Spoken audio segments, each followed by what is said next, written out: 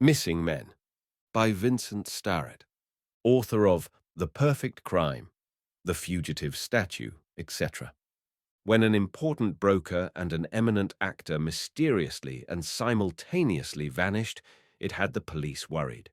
When on top of that, the beautiful daughter of a retired businessman hysterically reported her father gone without a trace, it became a matter for the famous detective Lavender himself.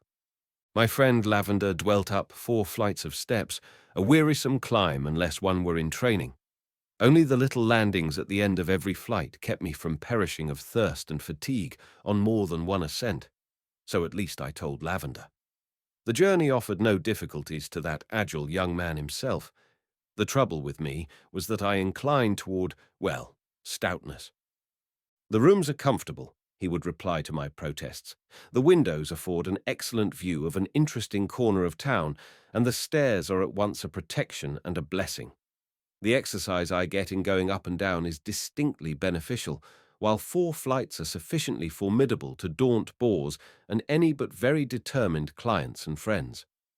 Thus, my practice is kept within reasonable bounds. My bank account is not the envy of the criminal class, and my circle of intimates does not overflow the social space at my disposal. Besides, the rooms are cheap." The really important thing about Lavender's rooms was their convenience to transportation. Overlooking a minor business section, not too far from the Chicago Loop to be remote, the windows fronted north and west, and beneath them to the north actually lay an elevated railroad station. And Morley of the Central Detail, who patronized the L, never found the place too far nor the steps too numerous. He was a clever young detective sergeant of the regular force who occasionally visited Lavender, clever chiefly in that he had sense enough to come to Lavender when he was in difficulties. One morning he came up the steps in an unusually bad humor, and that is part of the story I have to tell. I had spent the night with Lavender, and we had just finished breakfast, sent up by the restaurateur on the corner, when we heard Morley's footsteps and shortly beheld his morose countenance. He gave me a patronizing nod and shook hands warmly with Lavender. We listened to his tale of woe. It seemed this time that one Peter Vanderdonk, a picture broker of some importance, had disappeared, and that Morley was at his wits' end.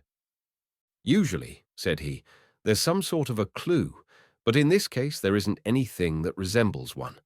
I can't get started without a clue of some kind," he grumbled with pathetic profanity. "Who reported him missing?" asked Lavender. "His damn landlord," said Morley. "This Vanderdonk didn't send a check for his rent or something like that, so the guy, name's Giles, sends for the police.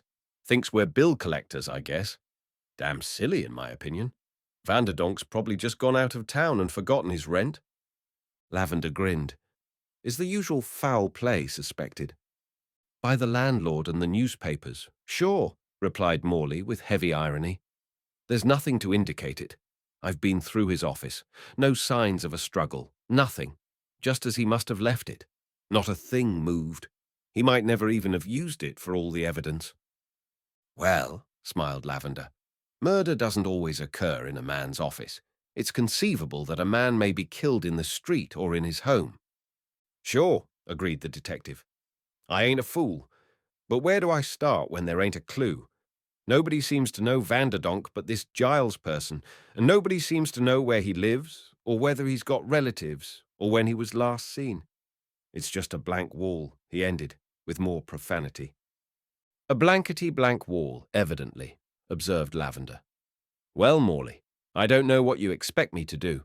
I can't reach into my vest pocket and pull out the missing man. Wish I could. I'm going downtown this afternoon, though, and I'll look over this fellow's rooms with you if that's what you want. Give me the address, and let's say 2 o'clock. He smiled and picked up a morning newspaper. "By the way, Morley," he continued, "I hope an epidemic of disappearances is not about to begin. There are 2 others recorded in this morning's paper, and your case makes 3. Morley looked suspicious, as though he thought his leg was being pulled. "I didn't notice them," he admitted. "Charles Merritt is one of them. Know him. Rather well-known and popular comedian. He was playing in the Tinfoil Review. He didn't show up at the theatre a few nights ago, or at least Nobody seems to have seen him, and nobody missed him until his first cue, which seems strange. When he didn't respond, of course, everybody missed him. He wasn't to be found, and there was some excitement before the difficulty could be straightened out. Eventually, they went ahead without him. The case is several days old, but the press has just got hold of it. The theatre tried to keep it quiet. A queer case, don't you think? Drunk, declared Morley without hesitation. Who's the other fellow? It's not a fellow. It's a woman, replied Lavender. A Mrs. He referred to the paper. Mrs. Jameson of Rogers Park. Nice little suburban widow. She went shopping yesterday morning and didn't come home. In a hospital somewhere, asserted Morley promptly. Run down, unconscious, and can't tell who she is. She'll be found before night. Lavender sighed whimsically. It's uncanny the way you solve these mysteries, Morley, he said. I wish I could do it in twice the time. Well, I'm not trying to suggest that there is any connection between your case and these others. I'll see you at 2. He cocked an eye at me when our visitor had departed. The worst of it is, Lavender, I said, he's probably right about one or both of those cases. One case does resemble another very closely, for the most part, and the obvious solution is often enough the correct one, as you yourself told me. True, agreed my friend. He may even be right about his own case. This Vanderdonk may have gone out of town very innocently, as Morley suggests. It's because it is so nearly always the expected that happens, in spite of the old maxim, that the police are on the whole a successful body of men. But hello, who's this? There had interrupted him a long ring at the doorbell. I hope, speaking of epidemics, that an epidemic of visitors is not about to begin, he continued. No heavy steps this time, Gilruth, nor do they come 2 at a time. Light, rapid, but light. Chuck the dishes out of sight like a good fellow, Jilly. We are about to receive a woman. I have a feeling, said I, that we are going to hear about another mysterious disappearance. Lavender looked interested. The deuce you have. Do you know, Gilly, I also had one for a moment, but it is really too much to expect, right on the heels of Sergeant Morley. The lady's knock fell upon the door panel. Nevertheless, whispered Lavender, I am sure you are right. He opened the door, and there entered Miss Shirley Minor. Of course, we did not know her by sight or by instinct. We learned her name from her own lips some seconds after her appearance.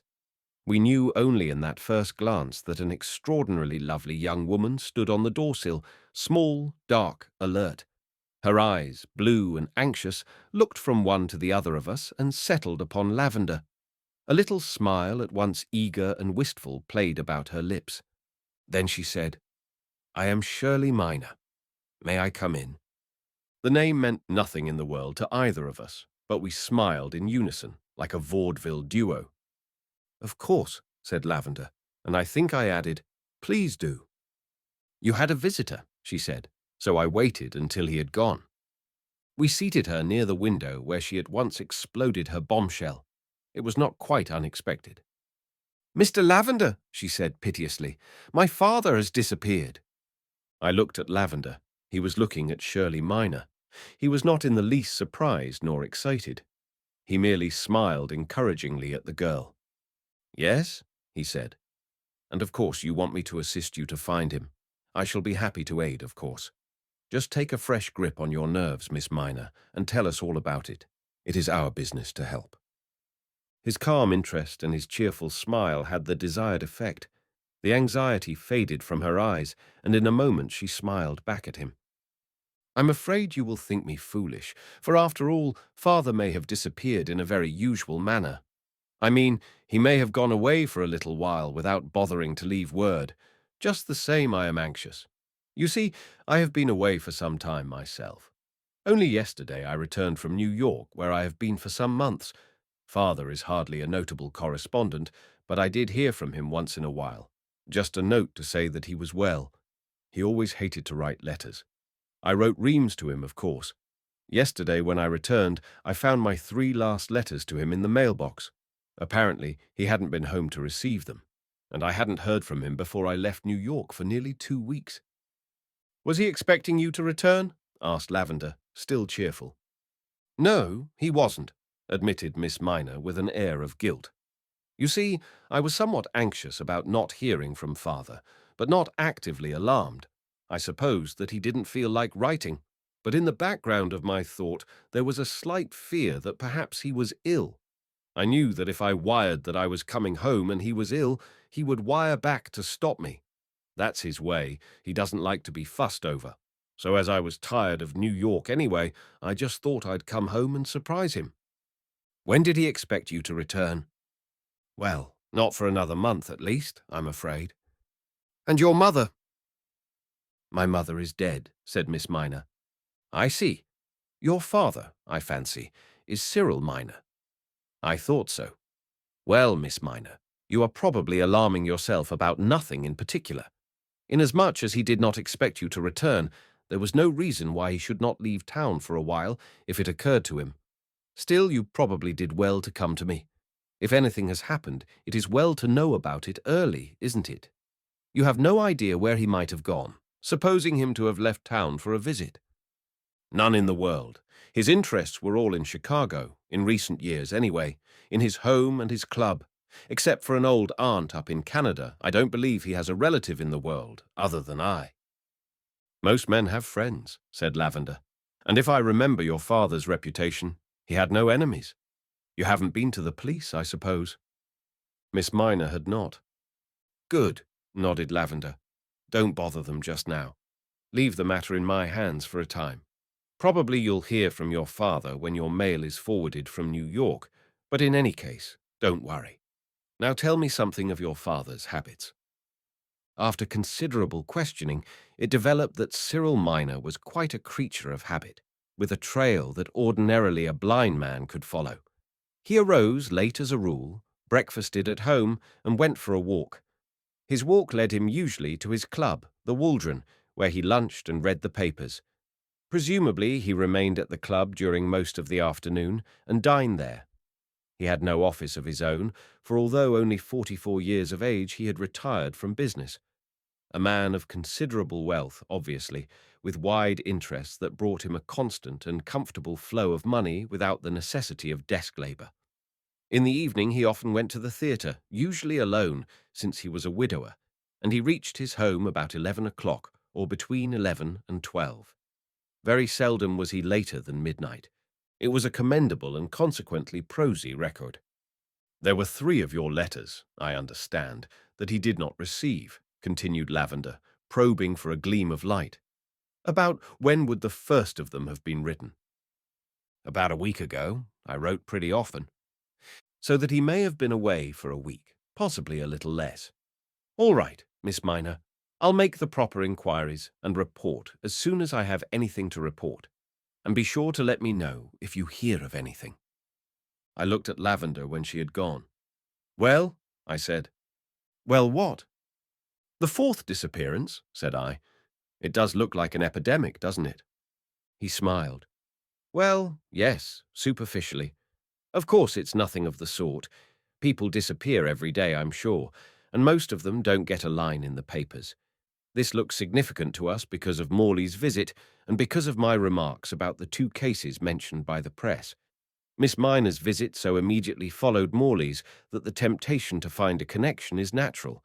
Natural, but romantic, he added dryly, which is not to say that both cases are not serious. They may be very serious indeed, and again they may be very trifling and unimportant. At the moment, I prefer not to reach conclusions. He lighted a cigarette and lost himself in thought for a few minutes. Then, looking at the clock, he got quickly to his feet. Just the same, since I've undertaken this case and have promised Morley to have a look at his case, I must not waste time. But I'm bound to say, Jilly, that on the face of things I never knew 2 cases that promised less. Even Lavender, however, was no prophet. 2. We drew a stiff though courteous blank at the Waldron. Without being outstandingly eager to aid us, the club staff was polite and answered what questions Lavender had to put. This was natural, for we had said nothing about Miss Minor's visit to us, and the club attendants naturally wondered what our call portended. Lavender is a plausible person, however, and merely let it be known that he was anxious to get into touch with Cyril Minor, who was not to be found at his home. Mr. Minor, it seemed, had not been seen about the club for a week.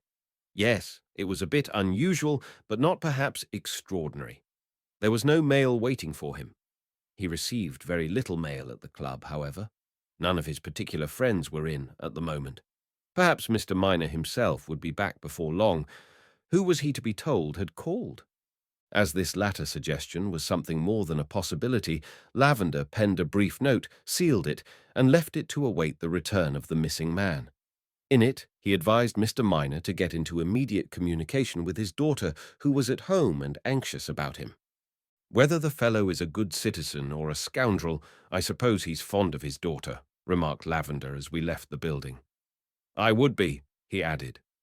"And now, Gilly, we are exactly where we began. I shall have to visit Miss Minor in her home, apparently, and look over her father's papers if she will permit it. Meanwhile, we are in the general neighbourhood of Morley's difficulties. Suppose we have a look at Vanderdonk's office." "It's a long way to 2 o'clock," I reminded him. "So it is," agreed Lavender, stepping out briskly. "The absence of Sergeant Morley at the scene of his failure will greatly expedite our own investigation, I am sure." A few blocks lay between us and the building, in part occupied by the picture broker's establishment. We covered them rapidly.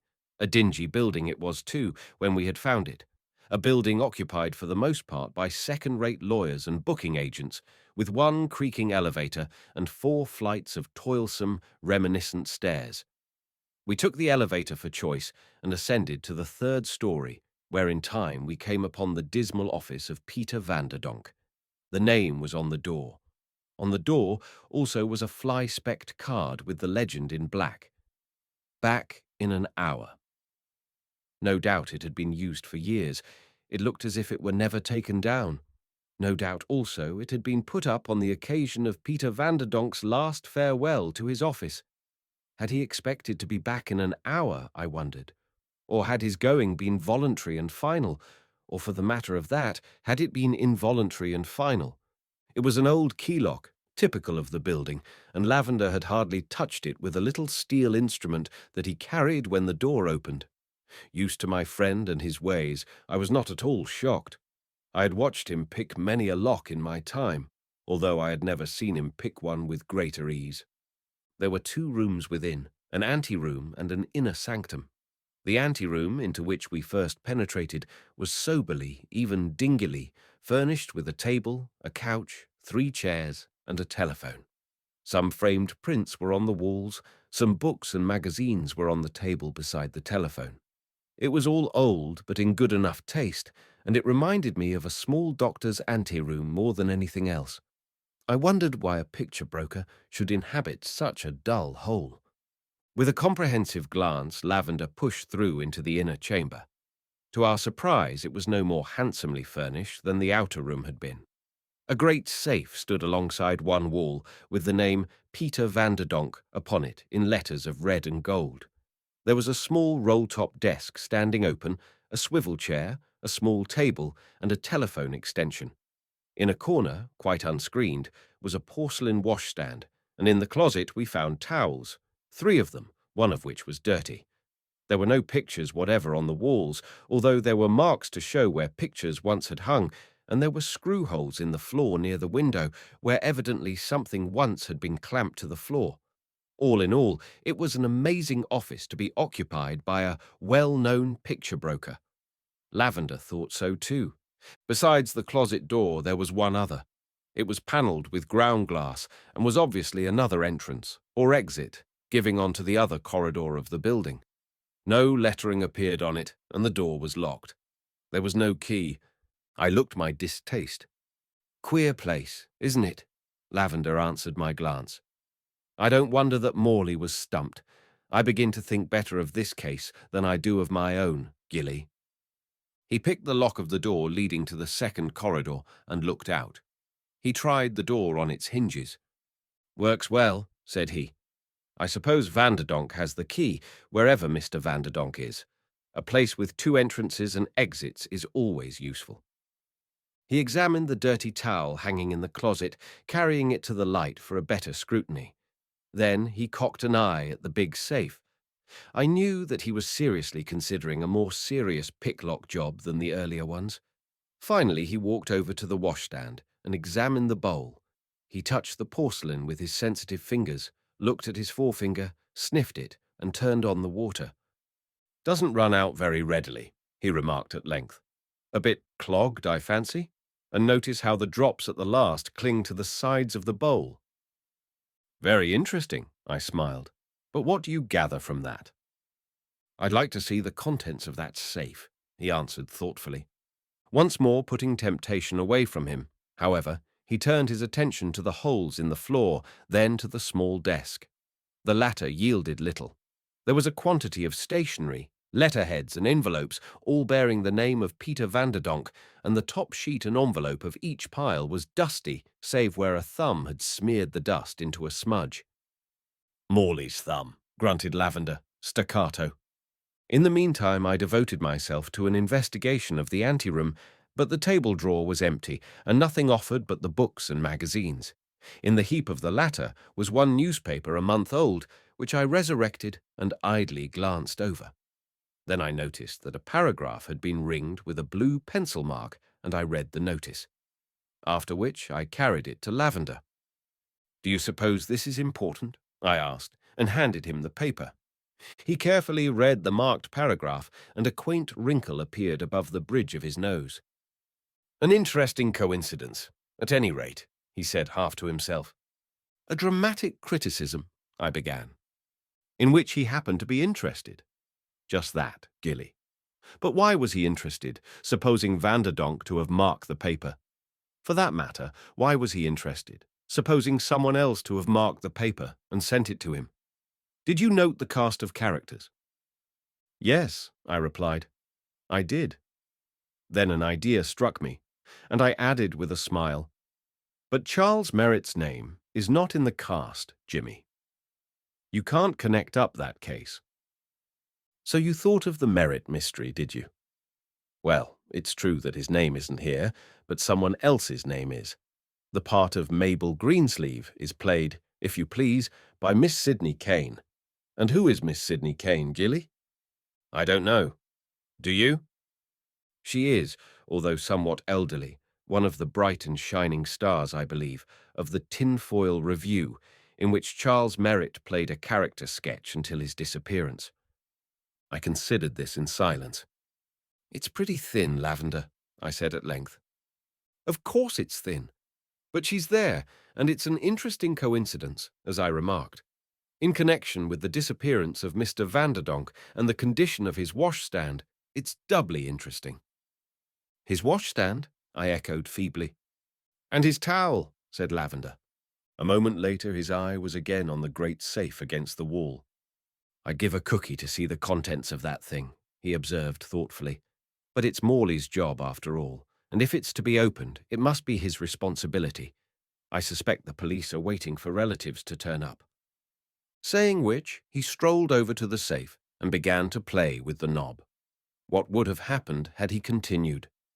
I have no idea, but he had barely begun when a key was inserted in the outer door, and Lavender desisted and rose to his feet. "Morley.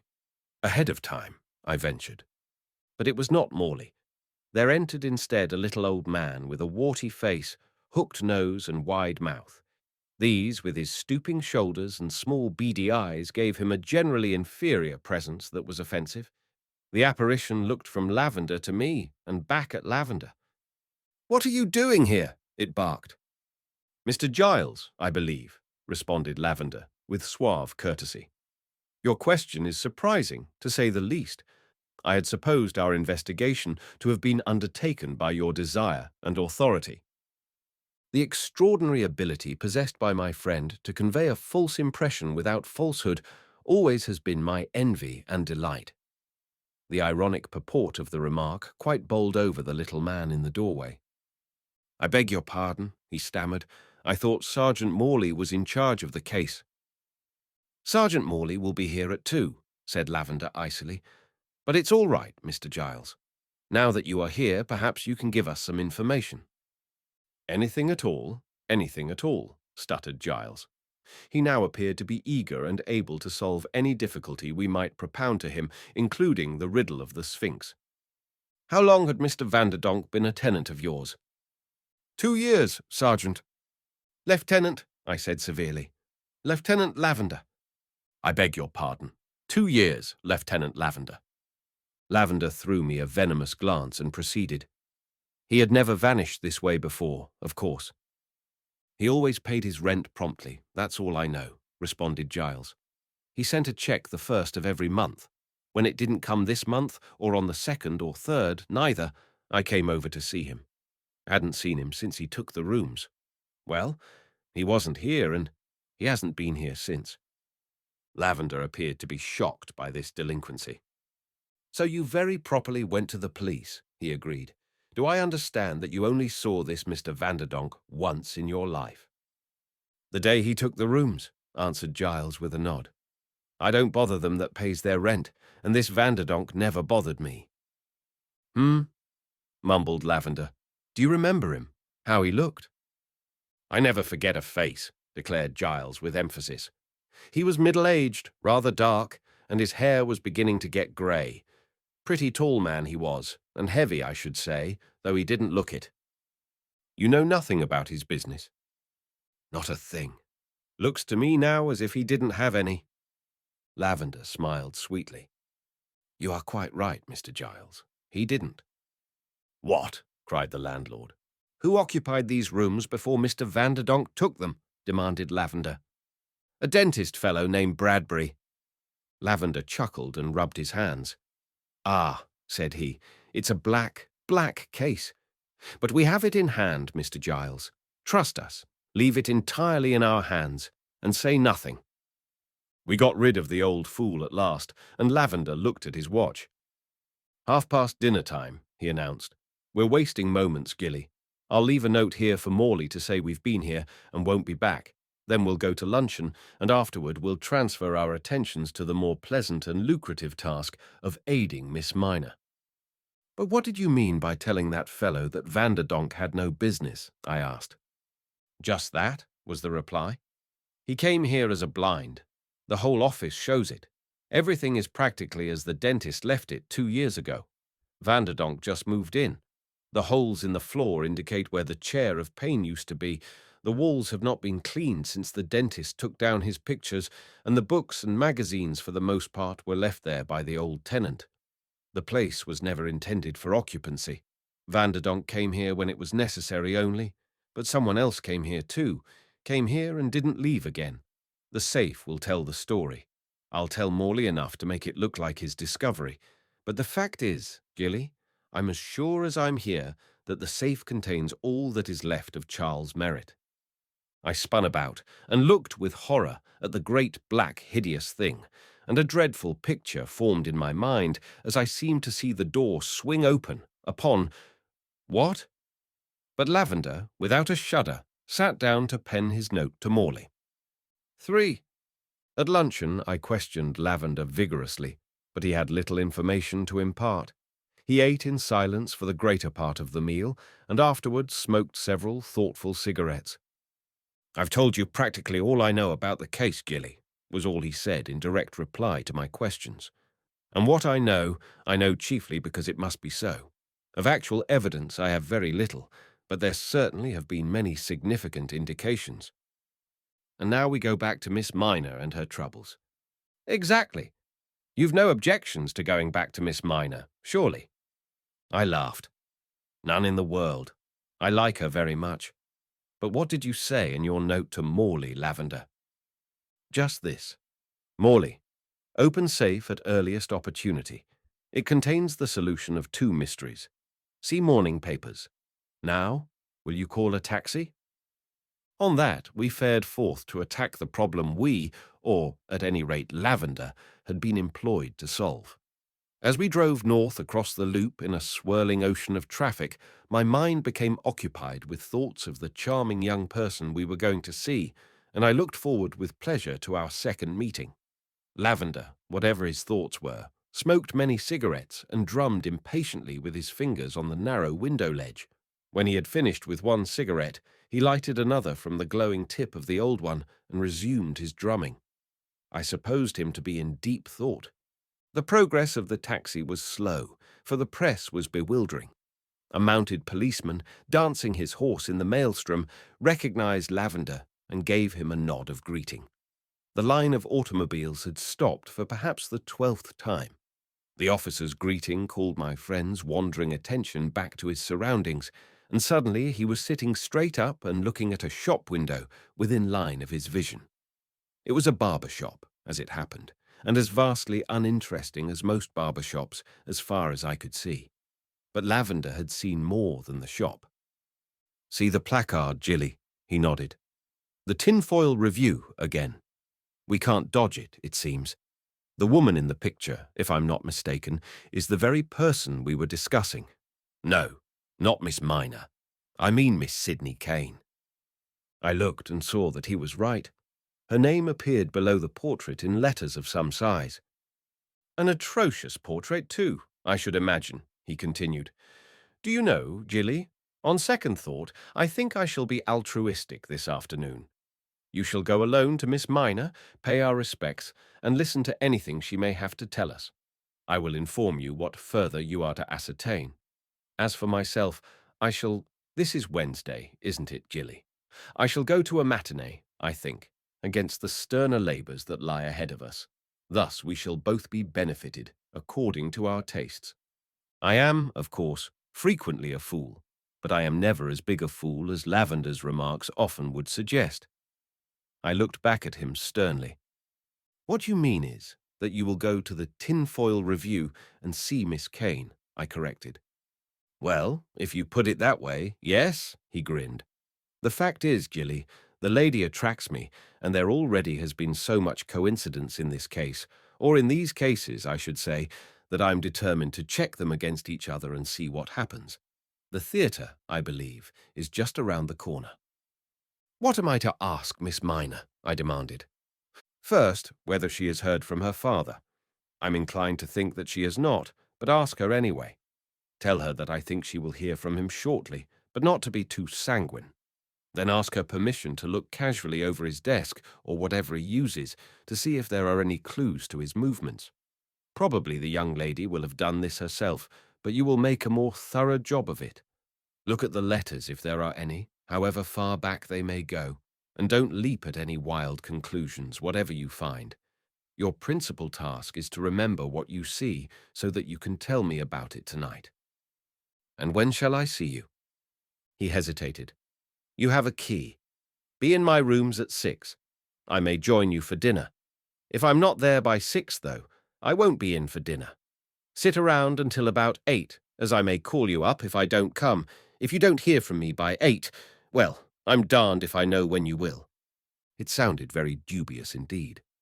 "Look here, Lavender," I said uneasily. "Does that mean that you are going into some danger?" "Without you, Jilly? Not by a large majority. I wouldn't think of going into danger without my second line of defense. No, it means that I may be detained longer than I now expect, that's all. If there is any danger, it will come later, and you shall have your full share. I promise." With that I was forced to be content, although what new idea had possessed my eccentric friend I could not imagine. No doubt he would see Miss Kane and confront her with her apparent knowledge of Vanderdonk, and no doubt he would ask about the disappearance of Charles Merritt. I thought again of that sinister safe in Vanderdonk's rooms, and in fancy I saw a slow, dark stream issuing from the impassable crack of its heavy door. Lavender climbed from the machine and with a wave of his hand disappeared for a moment in the throng of cars. An instant later, I saw him standing before the barber shop window, studying the libelous portrait of Sydney Kane. Then again I lost him as the whirlpool shifted and he did not reappear. I continued on my way alone. It was a pleasant enough ride to the Minor mansion far out on the north side, and it was pleasant to find Miss Minor at home. Her exclamation of delight at sight of me was enough to pay for any disappointment caused by Lavender's desertion. But charming as was Miss Shirley Minor, and happy as was the hour or two I spent in her company, I learned not a thing calculated to further our investigations. There were few letters from persons other than Miss Minor herself. Her letters Cyril Minor had saved for years back. He seemed to have saved all she had ever written to him. But for the rest, I found nothing but a scattering of business communications of no particular interest, save as they furnished the names of a number of Minor's early ventures. As Lavender had foretold, Miss Minor had heard nothing from her father, so at the close of my visit I made her happy with my friend's message of cheer and took my departure. I was convinced not only that I was in love with Shirley Minor, but also that I was a very poor detective indeed. It was growing toward dusk as I climbed the interminable and familiar steps to Lavender's rooms, and as I let myself in, the clock struck 5. I helped myself to a cigar, placed the humidor within reach, and picked up a magazine. But I did not read. I dozed instead, and finally I slept. When I awoke with a start, it was quite dark outside, and the clock, when I had flooded the room with light, showed the hour to be well past 8. Lavender had not come, and there had been no call. Evidently, he had found work to do. So I went downstairs to dinner on the opposite corner, and then climbed the stairs again. I read diligently until past midnight. Then, as there was still no sign of Lavender, I turned in on the bed I called mine. It seemed that I had been asleep for no time at all when something wakened me. I sat up in bed to find Lavender in the room. It was 2 o'clock in the morning, and he was whistling quietly to himself as he undressed. "Jimmy," I said sleepily, "where the devil have you been?" "Hello, Jilly," said he. "Didn't intend to wake you. I was later than I thought I'd be, but it was worthwhile. I've got half the mystery solved." My brain cells began to function. "Tell me," I commanded. "Can you follow me?" "All right." He lighted a cigarette and dropped into an easy chair. "Well, after I left you, Jilly, I had a look at the portrait of Miss Kane, as you probably saw, and then I went to the matinee and had a look at the lady herself. She's very clever, although nearer 40 than 30. After the show, I sent around my card with a few words penciled on it, and she consented to see me." "What did you write?" I asked, deeply interested. "I wrote under my name in connection with the case of Charles Merritt." "Go on." "Well, she saw me. I told her I was looking into the Merritt affair and asked her if she could tell me anything. She asked why I had come to her. I said I had heard that they were friends. She replied that it was a fact, but she didn't know who could have told me. Anyway, she told me about the disappearance, which was much as it was reported in the newspapers. He didn't answer his cue and wasn't to be found. He hasn't been seen since." "Was he a drinker?" I asked. She was indignant. "Not more than the average man." "Had he any love affairs?" She hesitated, then she believed not. I was shooting more or less in the dark, of course, although not entirely so. When she had told me all that I already knew, and all that she cared to volunteer, which wasn't much, I asked her point blank if she knew Peter Vanderdonk. He paused and chuckled. She nearly fainted. I thought she was going to faint. Then she said, no, she did not. I asked her what had frightened her. She said she was not frightened, but that her part tired her. I asked whether it were not a fact that Merritt and Vanderdonk were friends or acquaintances. I phrased it that way on purpose to put her mind at ease. She replied that she believed they were. She thought she had heard Mr. Merritt mention Mr. Vanderdonk, but she couldn't be sure. Anyway, she had not deceived me. She did not know Mr. Vanderdonk. I let it go at that, but I asked her if she did not think it strange that Mr. Merritt and Mr. Vanderdonk should disappear at the same time. She did not know that Mr. Vanderdonk had disappeared, she said, but if it was so, why certainly it was strange. You see, she was getting her wits back more rapidly than at first, and the longer I talked, the better she became. Finally, I told her that I knew where Merritt was, and that threw her into a funk again. "Where?" she asked. I looked her in the eye and said, "He's in Mr. Vanderdonk's safe." At this point she sat down. She'd been standing, up to then, hoping I'd go. "Just who are you?" she demanded, and I said, "Actually, Miss Kane, I'm just a private investigator hired by a Miss Minor to find her father, who is missing. But accidentally, I blundered onto this other case, through helping a friend in the police department. I'm still helping him." I told her I was sorry to have had to disturb her, thanked her for her information, and got out before she had time to catch her breath. I hope I didn't upset her so that she could not play her part in the evening. Did you, Jimmy? No, I didn't, he chuckled. She was there, for I saw her come out after the show. She appeared quite calm and perfectly at ease, and I fancy she was too. I have no doubt that she did some important telephoning as soon as I'd left her in the afternoon. And where have you been until this hour? Out scouting in the neighbourhood of Miss Kane's home, which is in Elmhurst and a jolly long way from here. Looking for Vanderdonk? You think she has been concealing him? Well, yes, I do. I think she is still concealing him. Anyway, I didn't find him. Of course, he may not be there. You think that this Vanderdonk murdered Merritt, don't you, Lavender? My dear fellow, no. There's no murder in this case. Not yet, anyway. It's plain comedy from beginning to end. I played with you a bit about it, and I played with Morley, but I'll quit now since you won't see for yourself. Morley, in point of fact, has seen, for he took my tip and opened the safe. And he didn't find the body of Charles Merritt? Not even a hair. Well, yes, perhaps a hair. What I told you, Jilly, was that the safe contained all that was left of Charles Merritt, and it was strictly true. In other words, it contained his clothing and part of his makeup. You see, old man, Merritt and Peter Vanderdonk were the same individual. Vanderdonk decided to quit being Merritt, so he quit and packed Merritt, so to speak, in the safe. Then he vanished himself. Of course it was guesswork until Morley opened the safe, but it was safe guessing, if I may be permitted a bad pun. Everything pointed to the accuracy of my deductions: the unused office, the greasy washbowl to which the water clung as it receded, the dirty towels smelling of grease paint, the notice in the paper of Miss Kane's success, and so on. Merritt made certain changes at the theatre after his performances, but the final cleaning up he reserved for Vanderdonk's rooms, where he was safer from recognition in the event of an uncontemplated meeting. I digested all this in silence. At length I said, "And Miss Kane is concealing Vanderdonk from pursuit? Why?" "She probably loves him," opined Lavender. "And for reasons of his own, he doesn't want to appear as yet. I called Morley and told him all this, after he'd told me that he'd opened the safe, and now I suppose the police will drop the case. There's no real crime in it after all, and they are not hired to catch Giles's delinquent tenants."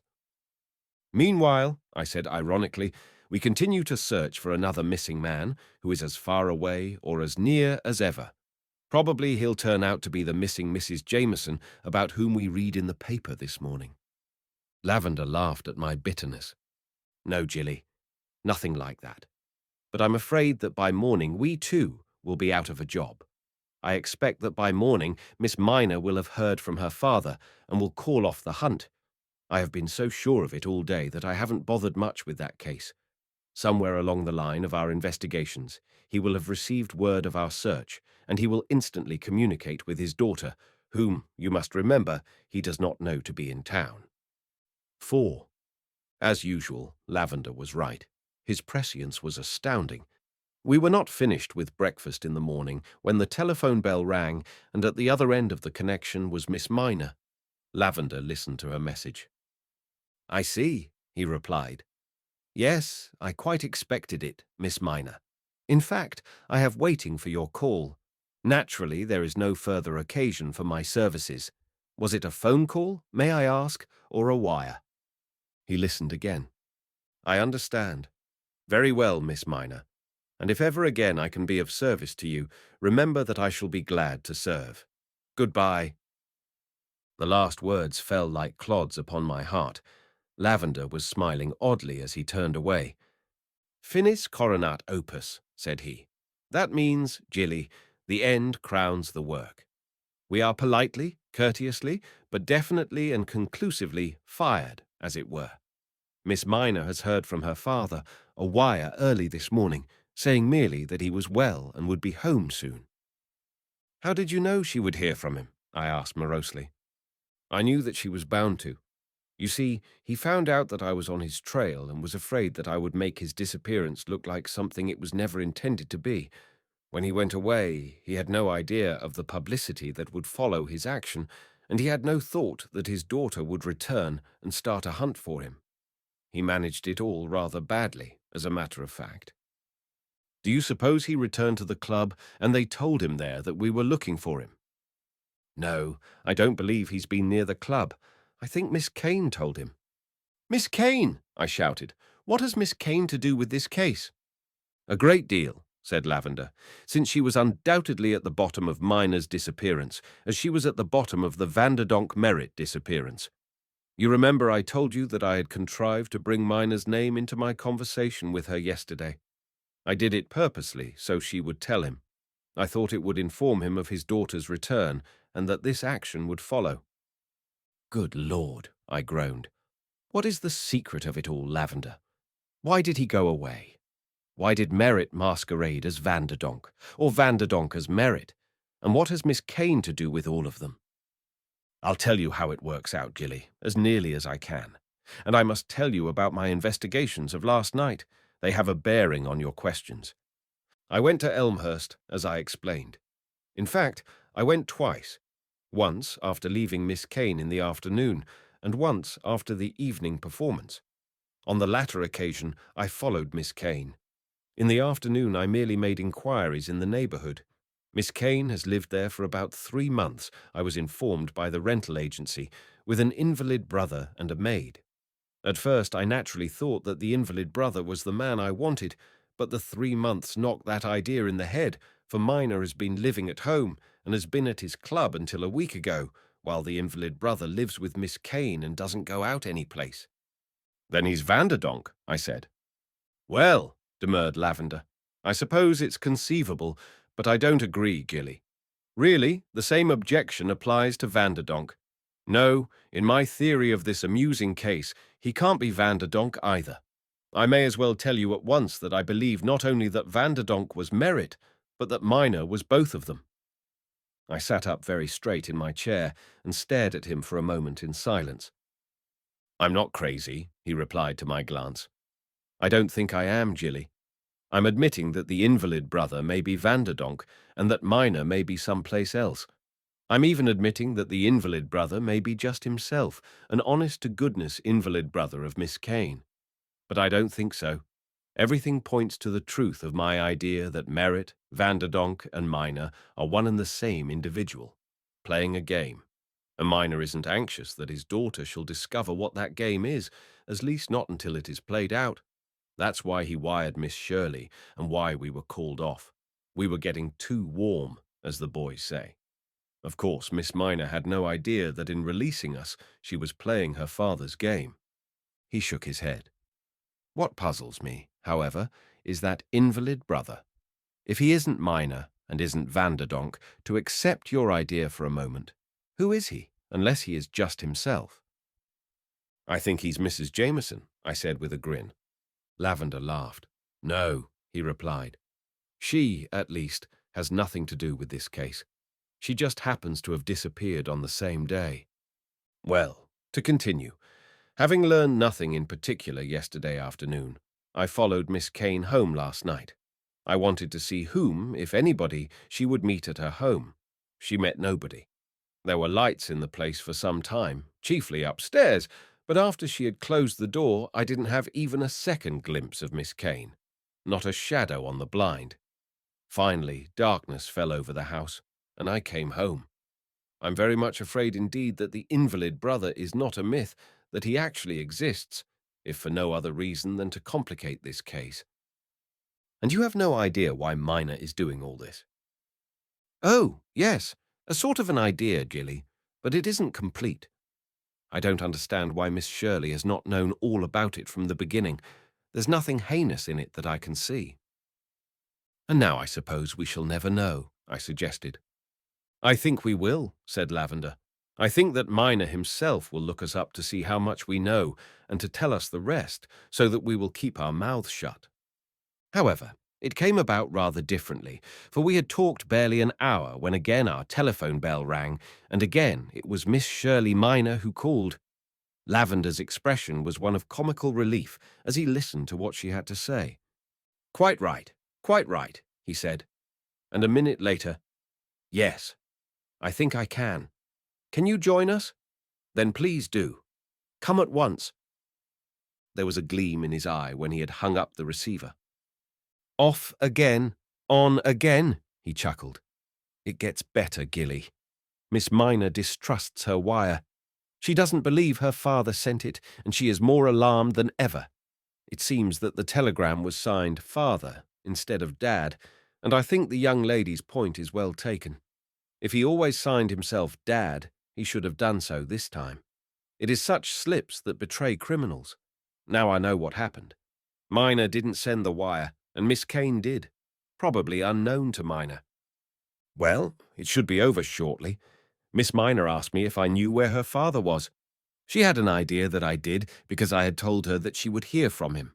I took a chance and said, yes. She's on her way here now. I looked startled. Can you make good on that, Jimmy? I cautiously asked. Well, I can at least bluff Miss Kane, he replied, and that is what I propose to do. We'll drive out with Miss Shirley herself and surprise the actress lady at her tardy breakfast. I think something interesting will develop. It will be dramatic, and you had better possess your soul in patience till we get there. I won't spoil it for you. He flung himself into a chair and gave himself over to some deep thinking. Please don't talk for a few minutes, Jilly, he cautioned me.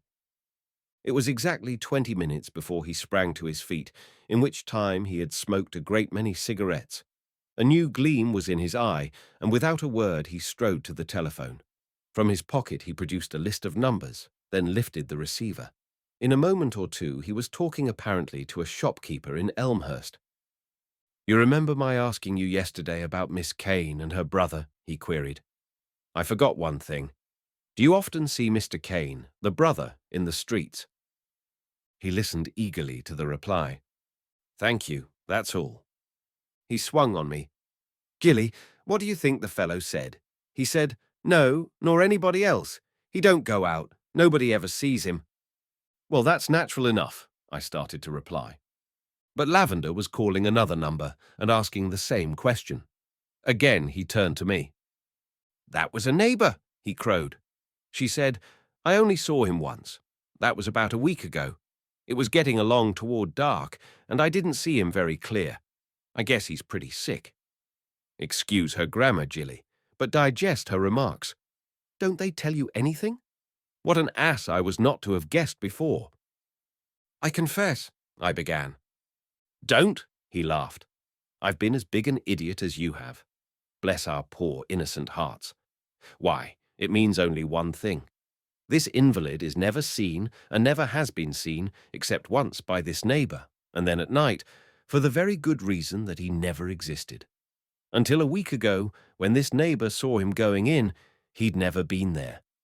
For 3 months he had been an invention of Miss Kane's, to take care of emergencies. She knew that sometime Minor would come, and that when he did, he might be seen. She had to provide for that. I'll bet she moved in at night.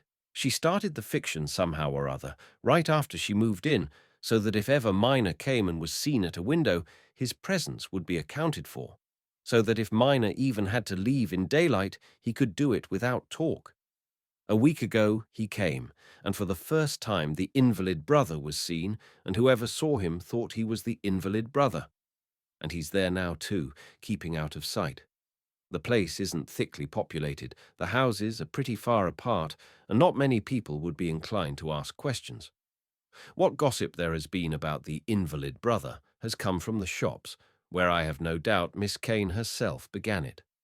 The shopkeepers talked as they always do, to any who will listen, and those of their customers who were interested remembered. Very clever, I commented. Lavender agreed heartily, except that he was thinking of Miss Kane's scheme, and I was thinking of his solution of the problem. So it came about that an hour and a half after our conversation, Lavender and I and Miss Shirley Minor rang a doorbell out in Elmhurst, or at any rate, one of us did, and directed a startled maid to take our cards to Miss Kane. At the same time, Lavender quietly inserted his foot in the door opening. The maid had no alternative. She let us into the sitting room. And then a curious thing happened. Miss Minor's eyes fell upon a photograph on the mantel, and a puzzled look spread over her face. Following her glance, I saw what must have been a portrait of Miss Kane, taken some years before, and I, too, was startled, for it might have been a portrait of Shirley Minor herself. Lavender was watching us. He smiled very kindly at the girl. "Yes," he said. "It is a little older than Miss Minor, of course, but on the whole a very good portrait, don't you think?" Shirley Minor turned to him swiftly. "You're going to tell me something very strange," she said. "Tell me at once. Who is that woman?" "I believe her to be your mother," answered Lavender quietly. The girl's hand shook and her face twitched. "My mother," she stammered, "is dead. I knew her. She died about 3 years ago, Mr. Lavender." "God knows I have no desire to cause you distress," replied my friend, "but I firmly believe the original of that portrait to be Miss Sidney Kane, your mother." Then the curtains were swept aside, and a tall, handsome woman was in the room. Her entrance was theatrical. Her face was the face of Shirley Minor, but older and sadder. "Yes," she said, in a harsh, strained voice. "He is right. I am Miss Sidney Kane, dear, and your mother. After this, there is nothing to be concealed." "Surely there never has been," suggested Lavender. "Cyril thought so," she replied defiantly. "No doubt," was Lavender's reply. "It is too bad." "Oh, tell me," cried Shirley Minor. "Tell me, before I scream." The older woman crossed the room and laid a hand on her daughter's head. The gesture was timid and caressing. "I hope you will love me," she said simply. "Listen, dear. Your father and I were divorced when you were a tiny baby. There had been trouble. His family objected to his marrying an actress. Shortly afterward, he married again. She was a charming woman, and she treated you as her own daughter and loved you. Your father tried to forget, and as part of the effort, he allowed you always to believe that his wife was your mother. I think they were happy. I hope they were. You grew up, the years passed, and at length Mrs. Minor died, as you know. While she lived, your father was content. After her death, he had you, and your face was a constant reminder of me. He felt that he had treated me badly, and he set about finding me. He did find me, and we loved each other again. We have been married now for more than a year, but until recently we had not been together except for a few days at a time. I kept my position on the stage, and your father, who as a young man had wanted to be an actor, decided to join me there, for in that way he could often be with me. He actually became popular as a comedian, to the great surprise of us both. She smiled almost brightly for a moment, then her face saddened again. But he had to keep it all very quiet, or he thought he did. He hated publicity, and he didn't want the old story raked up. You had been happy with your second mother, and he didn't want to take that from you, so he became two other men. On the stage he was Charles Merritt, but he never left this city. He played only here in Chicago, and he loved his work so much that he didn't care to leave it. When his part was over, he would quietly dress for the street, leave the theatre, and become for a time Peter Vanderdonk. But Peter Vanderdonk was only a myth. He used the office as a place to hide himself while he became again Cyril Minor. I knew that someday he would break under the strain of the situation. I could see it coming, and I made a home ready for him to go to when the time came. A week ago, he became ill. Don't be alarmed, he is better now. Someone had to care for him, and I had the best right. I brought him to my home here, but at the same time, of course, both Peter Vanderdonk and Charles Merritt also disappeared. I couldn't even explain Charles Merritt's disappearance without betraying Cyril, and so I did nothing. Lavender nodded and took up the tale. And of course, you had no idea that Shirley would come home and miss her father, nor that this old idiot of a landlord would start a search for Vanderdonk. It was all unfortunate in a way, and yet it has ended very happily. But Mr. Minor would have done better to have trusted Shirley entirely from the beginning. "As if I would have cared!" cried Miss Minor, springing to her feet. "Where is he?" The look in her mother's eyes stopped her. She retraced her steps, and pulling down the older head to her own, kissed the sorrowful eyes. "I'm sure I shall love you," she said, "but it is still so strange and new, and of course, Dad—" "Of course," said Miss Sidney Kane, and with a lift of her finger to us, she led the way upstairs.